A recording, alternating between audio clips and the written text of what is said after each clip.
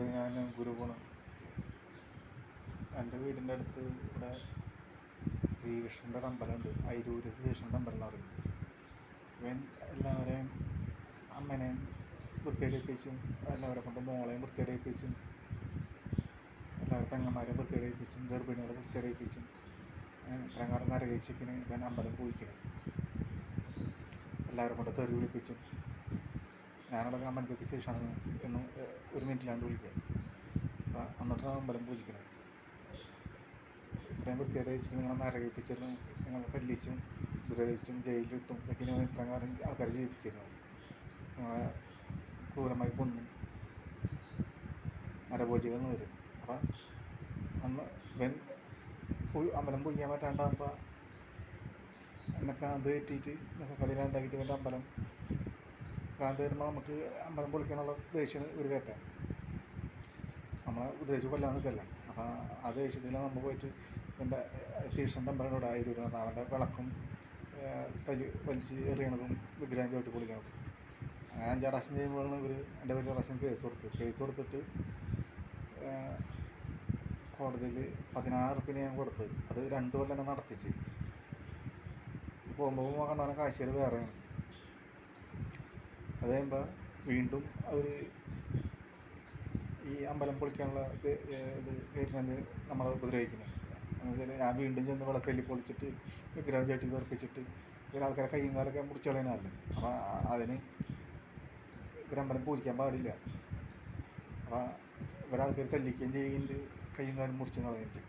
അപ്പോൾ ഇവരമ്പലം പൂജിക്കാൻ വേണ്ടി ഇവർ ഇത് നമ്മളെ കൊണ്ടൊക്കെ തെറി പിടിപ്പിക്കുന്നതും എന്നെ കൊണ്ടും നിങ്ങളെ കൊണ്ടും എന്നെ കൊണ്ടൊക്കെ ഇവരമ്പലങ്ങൾ വിഗ്രഹങ്ങൾ ചവിട്ടി തെറിപ്പിക്കുന്നതും ഇവർ തല്ലുകൊണ്ടിട്ട് അതിൽ ഇവരമ്പലം പൂജിക്കുന്നു.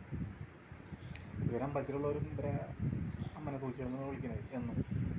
എന്നിട്ടും ഈ നാറികൾ അമ്പലത്തിൽ വരുന്ന ആൾക്കാരോട് ചവിട്ടി പറഞ്ഞിട്ട് അവർക്ക് ദക്ഷിണ കൊടുക്കാൻ പറയണവരുന്നത്.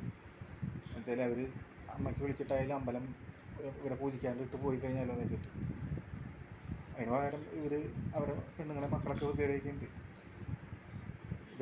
അപ്പോൾ ഇവരെ അമ്പലം മൊത്തം കത്തിച്ചേരണം. ഒരമ്പലം കണ്ട് കത്തിച്ചേരണം. അല്ലെങ്കിൽ നിങ്ങളെ ഇപ്പോൾ വളർന്നു വരുന്ന പിള്ളേരുകളായാലും ഒക്കെ വൃത്തിയടിപ്പിക്കും. 10 വയസ്സാവണ്ട, 10 വയസ്സാവണതിനുള്ളിൽ ഒരു വൃത്തിയടിപ്പിക്കും. ഇവർക്ക് അമ്മമാർ എന്നോ അല്ലെങ്കിൽ ഒരു ചവിട്ടി പറഞ്ഞാൽ കേൾക്കണം മാത്രം ചെയ്യാം. മോളൊന്നൊന്നുമില്ല. അപ്പോൾ പെൺകുട്ടിയായാലും ആരായാലും 10 വയസ്സൊക്കെ ആകുമ്പോഴേക്കും ഒരു 8 വയസ്സ് 7 വയസ്സ് കണ്ടില്ലേ പിള്ളേരൊക്കെ ബലാത്സംഗം ചെയ്യിക്കുന്നത്. അപ്പോൾ ഇവർ ചെയ്യിക്കുന്നതൊക്കെ അപ്പോൾ അത്രയും ക്രൂരത ഉള്ളവരാണ്. അപ്പോൾ അത് എല്ലാ അമ്പലങ്ങളും കത്തിച്ചാലാണ് അത്. അല്ലാണ്ട് ജീവിക്കാൻ പറ്റില്ല. ഇവരെ പൂജിക്കുന്നതോറും ഇവരെ ശക്തിന് കയറി വരാം. അതിനൊരു തെറി പിടിപ്പിച്ചുകൊണ്ടേ ഇരിക്കുന്നത്. അവർക്ക് എന്ത് നാറി തൂറിയാലും ഇവരമ്പലം പൂജിക്കണം. നിങ്ങളെ ചതിക്കാൻ വേണ്ടി ഞാൻ പൂജിക്കുന്നത്. അവർ ഒഴിഞ്ഞു പോകുന്നില്ല. പോകേണ്ട സമയമൊക്കെ കഴിഞ്ഞവരെ ഇവരമ്പലം കൂട്ടി പോകേണ്ട സമയമൊക്കെ കഴിഞ്ഞു. ഇവർ ഒഴിഞ്ഞു പോകുന്നില്ല. ഇവർ തെറി പിടിപ്പിച്ചിട്ട് അതിൽ അമ്പലം പൂജിച്ചുകൊണ്ടിരിക്കണം. ഊരമ്പലത്തിലുള്ളവരൊക്കെ മാനം കെട്ട് തെറി കണ്ടെന്നൊക്കെ കെട്ടിയിരുന്നു. ആൾക്കാരും നീ കാർപ്പിച്ച് തുപ്പൂര മൂട്ടിക്ക് പൂജിക്കുന്നവരെ ആൾക്കാരെ കാശ് പിടിക്കാൻ പറ്റുന്നത്. അങ്ങനെ അവരമ്പലത്തിൽ കാശ് കൊണ്ടിട്ട് ഗതി പിടിക്കാണ്ട് ചാവുന്ന അവരമ്പലത്തിൽ പോയിട്ട് ഒരാൾ കാശ് ഇടാൻ വേണ്ട ഒരു ദക്ഷിണയും കൊടുക്കണ്ട കേട്ടോ. അവരൊക്കെ തല്ലി കൊല്ലണം. ഇത് കഴിഞ്ഞാൽ ഈ അമ്പലം പൂജിച്ചത് നിങ്ങളൊക്കെ ഇത്രയും വൃത്തിയായിട്ട് ഇത് നിങ്ങളൊക്കെ നരകിപ്പിച്ച് കൊന്നുകൊണ്ടിരിക്കുന്നത്. ഭയങ്കര ആപത്തിന് ഇനി പൂജിച്ച് കഴിഞ്ഞാൽ വരുന്നത്. അവരെ പൂജിക്കുന്നതുകൊണ്ട് ഇത്ര ആപത്ത് വന്നുകൊണ്ടിരിക്കുകയാണ്. മറ്റു കളിയില്ലാത്തത് എല്ലാവരും കൊന്നുകൊണ്ടിരിക്കാൻ മെയിൻ കാരണം എന്താണ്? ഇവരമ്പലം പൂജിക്കുന്നതുകൊണ്ടാണ്.